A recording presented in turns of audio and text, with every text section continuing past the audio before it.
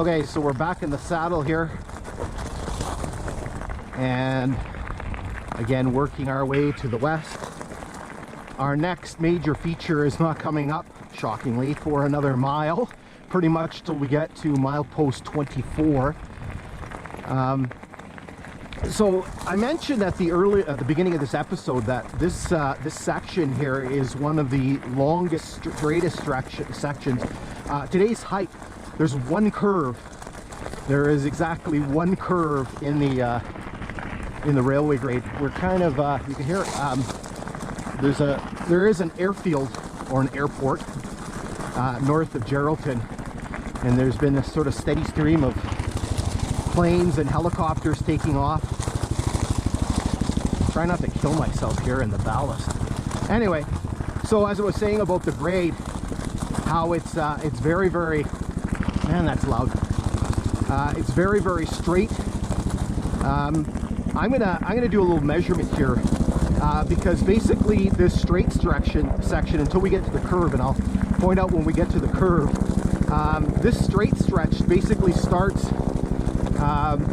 back east of Geraldton, and again, it's probably one of the longest straight sections on this railway line. Helicopter's pretty loud. So I'll flash up the mileage on here of how long this straight section is, and then I'm going to zip you ahead here a bit because again, there's not a heck of a lot to see other than the scenery, so just enjoy it.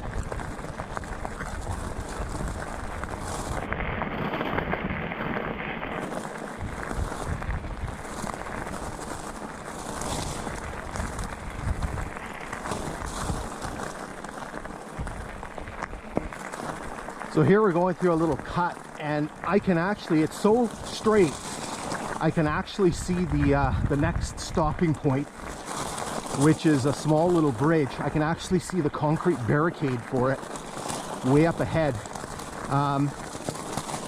Back around milepost 23, I don't know if we can do it here, but if I look back, I don't know how well you can see because of this.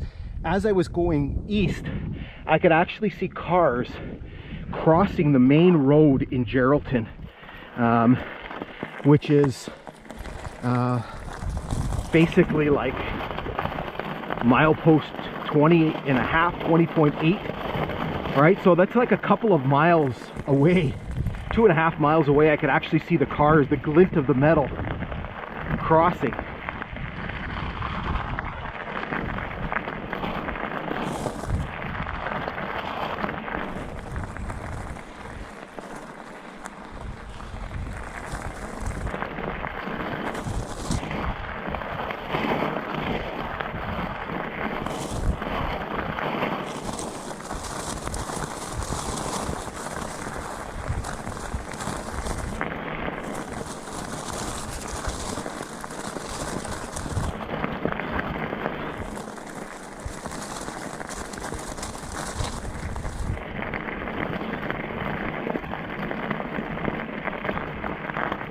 Now, as we approach our stopping point here, I wanted to point these out.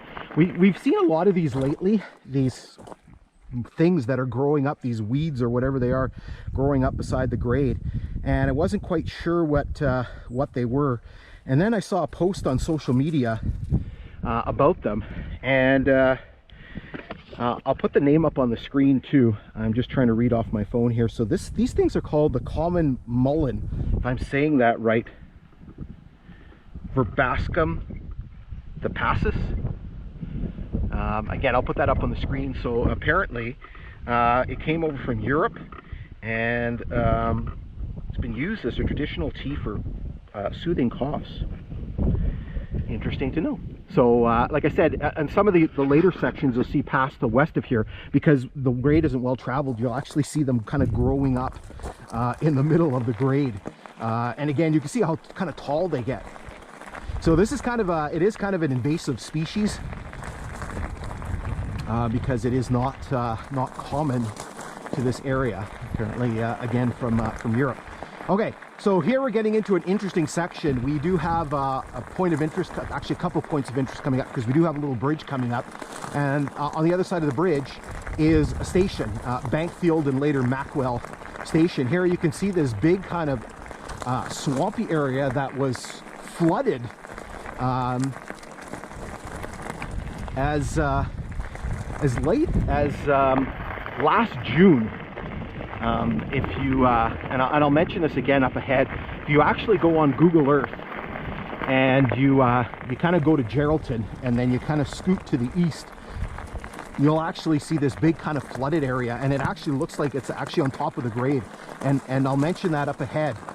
But so either the beaver dam here, which I think was broken, I think there's a beaver dam in here and that was busted, and that was a main cause of a lot of this flooding, but it's also been very dry, and so that was that certainly helped with the decline in the water level here. Anyway, so we've arrived at this little bridge crossing, and so what we're going to do is we're going to make our way across the bridge and then kind of take a little bit of a closer look at it. All right, here we go. We're going to make our way across the bridge. Now, before we do that, I actually want to give you a little interesting piece of trivia. So the creek that we're crossing here is actually known as Dionne Creek, and we're going to be crossing Dionne Creek one more time on this episode. So further ahead, close to milepost 26, which is towards the end of our hike, we're going to be crossing it on a concrete culvert. And then on the other side of Kenwell, in the next episode, we cross it on a little bit larger size bridge. We cross a branch of Dionne Creek. And in that episode, I actually mentioned the fact that when I was looking at this and I was, looking at the maps, I noticed that Dionne Creek was fed out of Quintuplet Lake, and I kind of made a comment about the Dionne Quintuplets. Now, what's interesting about this is then I started kind of looking at the map a little bit better, and there's a little bit more to this. So if you know your Canadian history, you'll know about the Dionne Quintuplets, which were a very famous set of quintuplets that were born in 1934 in Callander, Ontario. And they were a big kind of sensation because they were kind of, I believe they were one of the first sort of sets of quintuplets, naturally conceived quintuplets that survived.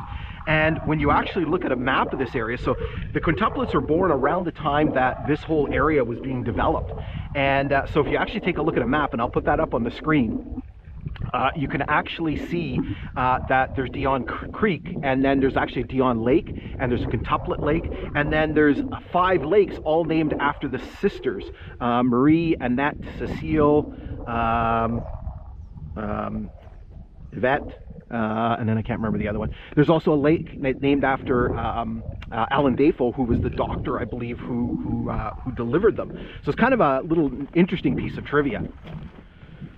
All right, here we go. We make our way across the bridge. It's not a particularly big bridge. According to my profile map, it says that it's a 23-foot bridge. So not particularly big. It's just a simple timber in pile trestle.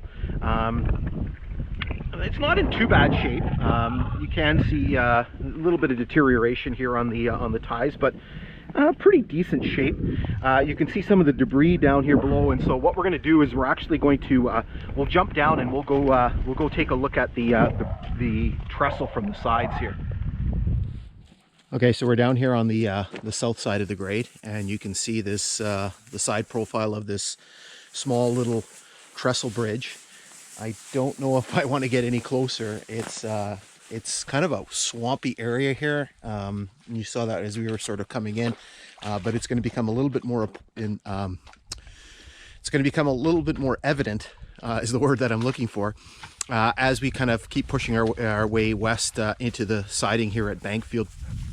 You can see this one has been redone in more recent history. You can see that the piles have been capped with the concrete blocks, which you can see on some of the structures. But again, it's basically a wooden pile trestle.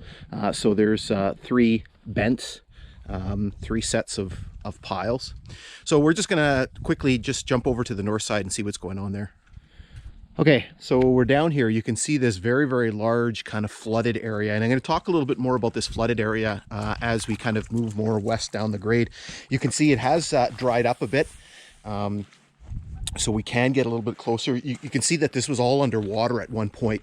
And you can see by all the debris and all the stuff. So I'm guessing you can kind of see it over there. This is probably the work of the beaver. The beaver probably built a dam under here and piled up all this mud and debris under here, and basically flooded this entire area.